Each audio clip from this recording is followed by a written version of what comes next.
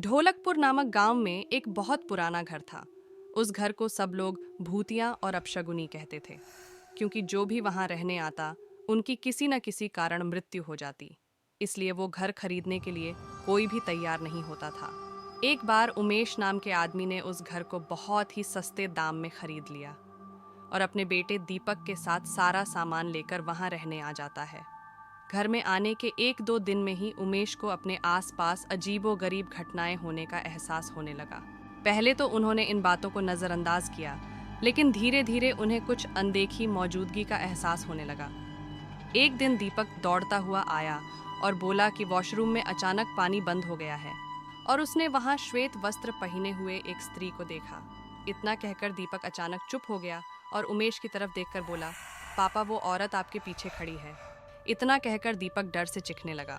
उमेश दीपक को गोद में उठाकर उसी वक्त घर से निकल गया। दीपक बहुत सहम गया था, तो उसका डर भगाने के लिए उमेश ने उसके लिए एक कुत्ता खरीदा और साथ लेकर दोनों घर आ गए।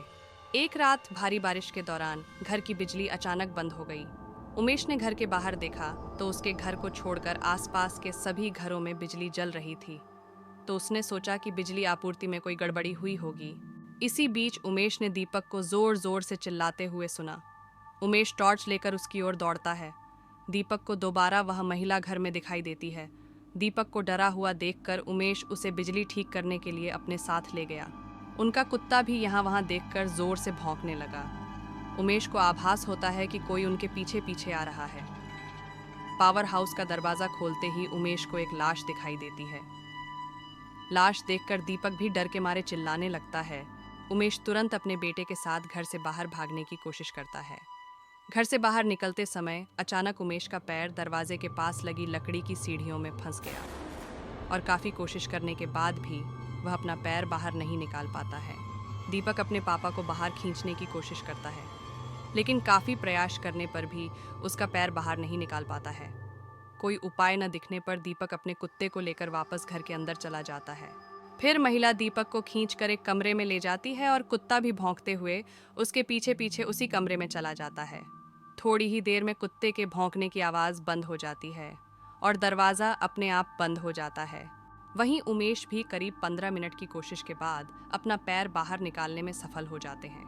उमेश घर के अंदर भागता है और दीपक को चारों ओर खोजता है, लेकिन वह दीपक या कुत्ते को ढूंढने में असमर्थ है। काफ़ी खोजबीन के बाद जब दोनों नहीं मिले, उमेश ने हार स्वीकार कर ली और उनसे दोबारा मिलने की उम्मीद में वहीं रहने लगता है। कुछ दिनों के बाद उमेश बिजली ठीक करने के लिए इलेक्ट्रीशियन को बुलाता है, लेकिन घर में घुसने से पहले ही वह दरवाजे से वापस मुड़ जाता है। उमेश के पूछने पर वो कहता है कि आपके घर में एक औरत, एक बच्चा और एक कुत्ते का भूत दिखाई दे रहा है। इलेक्ट्रिशियन की बात सुनकर उमेश उदास हो जाता है। उसे एहसास हुआ कि उसका बेटा कभी वापस नहीं आएगा, जिसके बाद उमेश घर से निकल गया और कभी वापस नहीं आए।